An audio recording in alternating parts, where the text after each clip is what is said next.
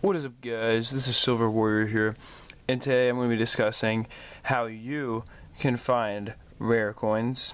And when I say find them, I don't mean just like, walking on down the street, you look down to the sewer grate and you see a 1913 V nickel, obviously, because that's just ridiculous, right? That's never happened before. But in all seriousness, I'm basically not saying, or what I'm trying to say is that I'm not saying that you're going to just find these coins. You're not just going to stumble across $1 million coin. However, what I am saying is, or what I am going to be discussing, I should say, is some tips where you can find some valuable coins for good deals, or maybe even for free. So the first thing I recommend, and this is probably one of the more practical ones, is just going to garage sales in your area, okay?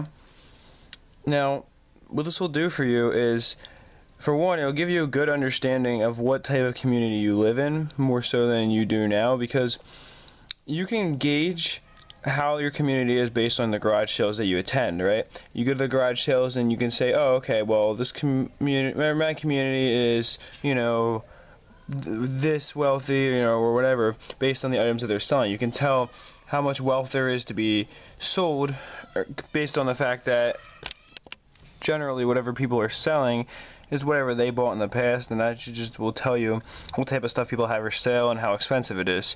It'll also tell you what people expect for the stuff they have for sale and whether or not they expect fair prices or they're, asking you for outrageous amounts of money for useless junk.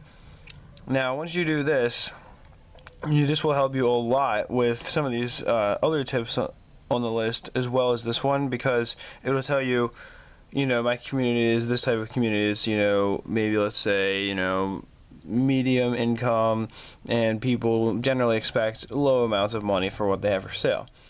So that'd be pretty good, People generally have some decent items for sale and they won't expect too much for them. And the other thing this will do, of course, is it will allow you to pick up some really good coins along the way, because you go to a garage sale and never ask someone, hey, do you have any silver in the bag? Just ask them if they have any coins. Be like, do you have any coins that you would like to sell, that you could sell?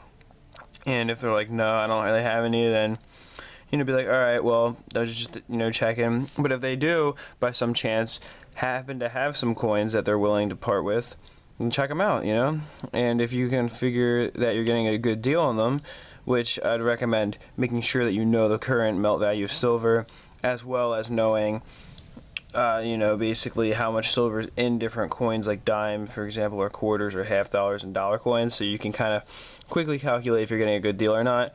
And once you've done that, if you can figure, hey, I'm paying way less than what this is worth, then do it. And generally, if you're buying like silver coins, I'd recommend paying, definitely under melt value for any kind of constitutional silver, because chances are there's not going to be anything rare in there. However, if you're buying big lots of older silver coins, and maybe that won't be practical, it might not be the most feasible thing, but I don't recommend paying over melt value for most constitutional silver at yard sales, just because, chances are you're not going to find anything good. But like if they're like, older coins and you could see some gooder dates in there, yes, gooder dates. Now, if you could see some better dates in there, then maybe, just maybe you'll happen to find a coin that's worth a decent amount of money. And if you do this over time, you will find that eventually you are starting to make a profit off of it. It will probably take a little bit of searching, figuring out exactly what people have for sale around you. But once you do find some coins, chances are you can make some money. Now, another tip I'd recommend for finding rare coins is coin roll hunting. And this takes a lot of time, and it can be very expensive, because chances are you'll have to go through several $1,000s worth of coins before you find anything, and that could, not be an option for you. That could be very detrimental for you to try to get that many coins. But if you are willing to go through the time, excuse me, and the effort that it requires, as well as spending the money that it requires, which, remember, if you are coin roll hunting, you can always bring back the money, because you're just paying face value for all the coins, so you can always bring back whatever coins aren't valuable and still get exactly what you paid for them for. Just don't go to Coinstar, obviously. Go back to your bank. and if the bank allows returns for customers, then you should be good, without any kind of fees. But and then just keep whatever kind of coins you find. If you find anything good, then just keep that and bring back the rest of it. You can't necessarily lose except for the cost of driving to and from the bank is the only thing, because that would cost you gasoline. But other than that, you really aren't losing anything in this besides your time, which I guess that depends. Or I guess the question is, how valuable is your time to you? Because if you don't have that much time in a day, then this won't really be feasible. But if you do find yourself just sitting around for a couple hours each day with nothing better to do, then, maybe get a box of coins from the bank. I mean, why not, right? What do you have to lose exactly? As long as you can get to the bank and get back, I mean, why not try it out? Coin roll hunting can lead to some very, very interesting results sometimes. It will probably take thousands of dollars in coins. And it all depends on what kind of banks you go to also, whether or not they get good coins in there, or if they always get like the new 2016 uncirculated coins or whatever. But if you do happen to go and find that your bank gets some older coins as well, some more heavily circulated ones, then you could very well find some silver in there, and even find a semi or even key date coin, which I don't know about you guys, but I would personally not complain about, even if it did take a decent amount of work. Now, the third tip that I'd recommend, and this one, I mean, is kind of just like a little bit, unreliable, but I just want to say, always go, every time you see a Coinstar, always go and check the rejection tray, because if Coinstar rejects certain coins, it means that there's something odd about them, okay? It doesn't just reject coins for no reason, unless it gets like overflowed. Sometimes it will do that, but most of the time it'll reject coins maybe because they are an older style, okay? Like wheat pennies, for example, you can find in the Coinstar rejection slot. You can sometimes find silver coins in there if you're lucky.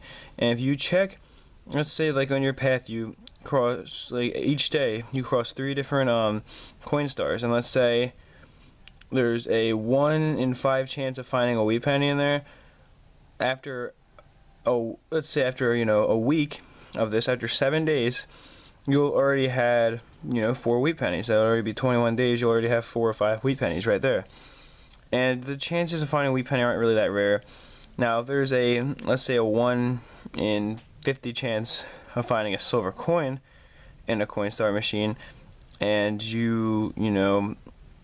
let's say you pass by, between the 3 Coinstars every year you pass by them about 1,000 times, then you have 20 silver coins right there just for walking around, just for doing what you always do. You're not going out of your way to find them. So I'm not saying you should drive to the Coinstar just to check it, because you'll be spending more on gas. But if you just happen to be passing by a Coinstar, then go and check it. You could find some silver.